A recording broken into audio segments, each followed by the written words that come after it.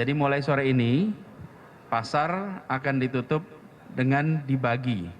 Ada yang tutup jam 4 dan ada yang tutup jam 5 untuk menghindari keluar bersamaan dan kemudian menuju pada titik yang hampir sama, karena hari kemarin yang menggunakan kereta api sekitar 45.000. Jadi hampir separuh dari mereka yang datang di kawasan ini menggunakan kereta api.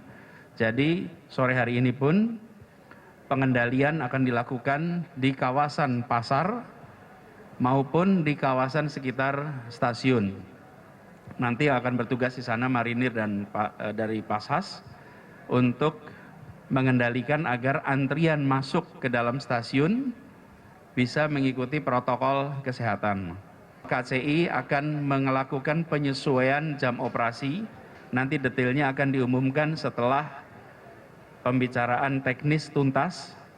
Tapi sebagai ancar-ancar bahwa situasi di pasar ini, jam kedatangan orang itu berbeda-beda. Ada yang datang pagi, ada yang datang siang, tapi jam pulangnya bersamaan. Begitu pasar tutup, pada saat itu semua orang pulang bersamaan.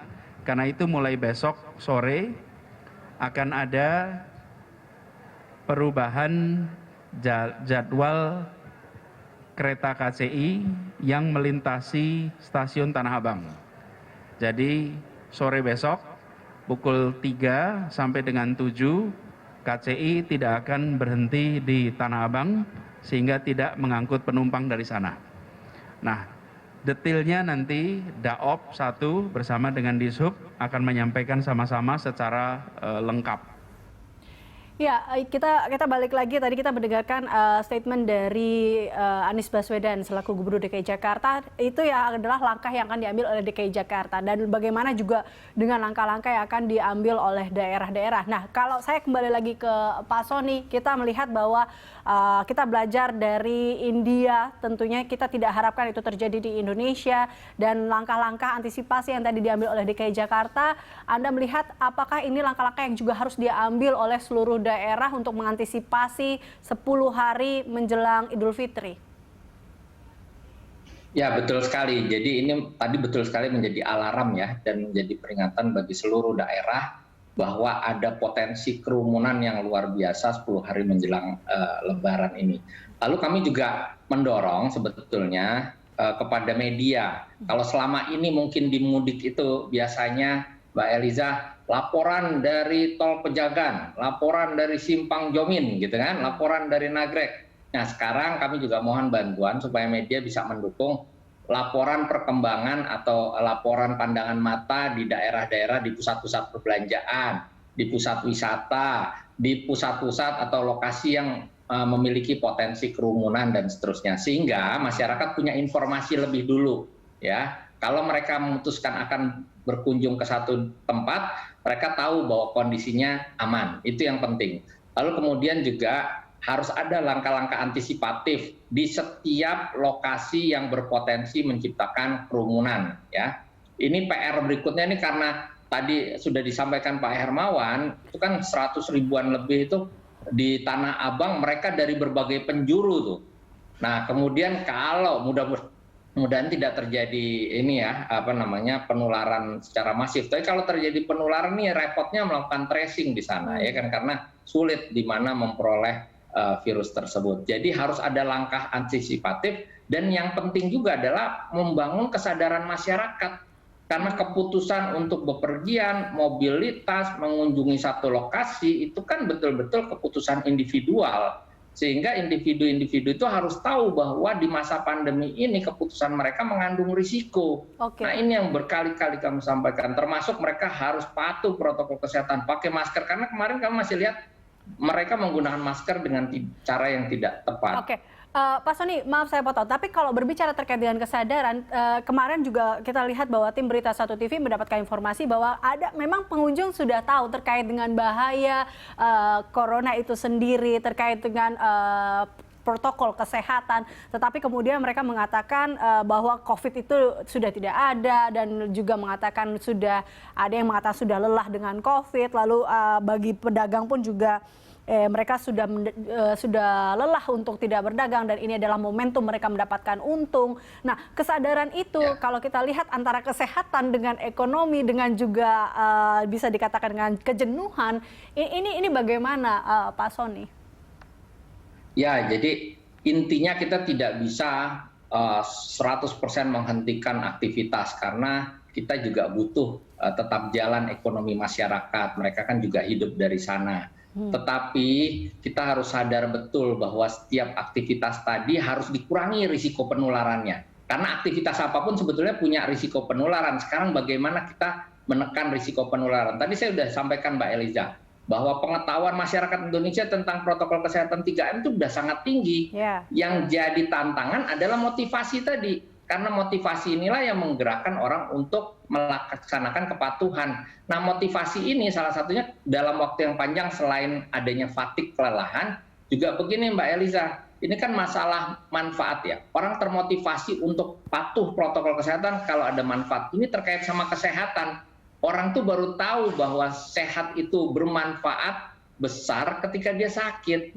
Ya menurut kita tidak mendoakan orang sakit, tapi orang baru banyak sadar ketika mereka sakit. Oleh karenanya ketika mereka 1 tahun katakan sehat-sehat saja, tidak ada masalah, itu bisa menurunkan motivasi mereka untuk patuh terhadap protokol kesehatan. Makanya kita nggak pernah boleh bosan, diikuti oleh aturan yang jelas. Jadi ketika mereka masuk nggak pakai masker langsung dikeluarkan. Ketika ada di antara mereka yang tidak menggunakan masker dengan benar, ya langsung ditindak dan seterusnya. Jadi kesadaran itu juga diikuti oleh penegakan aturan di lapangan. Oke, beralih ke Mas Hermawan, tanggapan Anda terkait tadi ya antara ekonomi dan juga kesehatan, serta juga kita lihat di mana masyarakat yang sebenarnya kalau terkait dengan kesadaran tentang COVID-19 ini ya cukup tinggi, tapi balik lagi motivasinya nih belum baik. Menurut Anda seperti apa, Mas Hermawan? Ya, sedari awal kami mengatakan memang inilah resiko ketika kita menyeimbangkan bandul ya, bahasanya rem and gas. Jadi kalau misalnya kita menyeimbangkan antara kesehatan dan ekonomi itu sebenarnya hampir tidak mungkin kita memenangkan dua-duanya. Tapi juga kita tidak mau terpuruk karena dua-duanya gitu. Jadi kalau kita ingin keluar dari pandemi COVID, pasti kita harus memprioritaskan salah satunya. Sebenarnya Presiden pernah menyampaikan agar kesehatan menjadi prioritas, tetapi juga ada relaksasi ekonomi. Tetapi jangan menerjemahkan statement Presiden menjadi seolah-olah penyeimbangan itu buka tutup begitu. Karena tidak akan tuntas urusan. Jadi harus ada hulu persoalan yang kita selesaikan. Karena kalau kita begini saja, kita akan terkatung-katung hanya menunda kejadian atau juga membuat kesabaran kita juga pada akhirnya sirna. Ini yang kita tidak inginkan. Nah, yang menarik itu Mbak Elisa, sebenarnya kita menyikapi statement gubernur tadi ketika menyikapi pasar Tanah Abang ini dengan adanya rekayasa kunjungan ya, jam-jam. Sebenarnya dalam suasana yang terlampau masif, ini tidak terlalu efektif. Karena jangan lupa, kendali virus ini tidak menyangkut perilaku orang saja, tetapi menyangkut tata ruang dan tata barang. Bayangkan ruang-ruang publik di sana itu pengunjung yang satu kapan dilakukan desinfeksi di sana, kapan itu dilakukan upaya pengelolaan barang dan seterusnya, karena droplet itu di hampir semua sudut pasti potensial nempel tuh, apalagi Tanah Abang model vertikal tertutup, kan jangan lupa juga ini virus corona ini kan potensial aerosol transmission. Nah, jadi resiko lingkungan ini bisa jadi jauh lebih besar ketimbang kuantiti orang yang berkunjung. Nah, maka memang yang harus kita lakukan ini di dalam waktu-waktu ini tidak cukup kita lakukan rekayasa perilaku, tapi harus ada langkah-langkah yang mengurai aktivitas agar tidak menumpuk dalam satu waktu. Dan ini alarm ini betul-betul nyata ya saya pikir, dan tentu harus disikapi juga model pasar yang sejenis di daerah agar tidak mengulang kejadian di Tanah Abang. Karena bagaimanapun ini pembelajaran yang baik agar kita juga bisa menyiasati lingkungannya tidak hanya berkaitan juga dengan perilaku orang, Mbak Elisa. Oke, ya memang yang kita takuti adalah ketika ini akan menjadi sebuah klaster baru. Jangan sampai akhirnya mudik dilarang, malah atau mudik yang tadinya ditakutkan untuk menjadi sebuah klaster baru, tetapi malah akhirnya ini muncul dipindah di pasar-pasar yang kemudian menjadi sebuah klaster baru, yaitu Pasar Tanah Abang mungkin salah satunya seperti itu. Anda melihat bahwa kebijakan ini kontradiktif atau seperti apa nggak sih sebenarnya Mas Hermawan? Atau langkah apa sebenarnya yang harus dilakukan agar ini tidak menjadi sebuah klaster baru?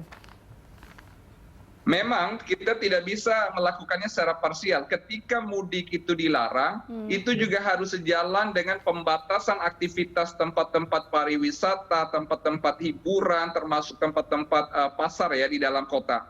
Tidak mungkin juga kita melarang orang ke pasar, karena pasar adalah basic need kita.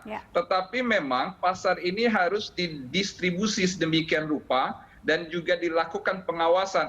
Ketimbang saya pikir ya, dengan larangan mudik ini di saat-saat seperti ini, seperti yang disampaikan Pak Soni, ketimbang penumpukan para aparat kepolisian, Satpol PP itu di jalanan untuk menyekat-nyekat jalan dan lain-lain, lebih baik juga mengawal agar pasar-pasar seperti ini tuh lebih tertib. Itu yang jauh lebih efektif karena jelas titiknya. Kalau di lapangan itu, di jalanan itu orang masih cari jalan tikus, terus kucing-kucingan begitu ya.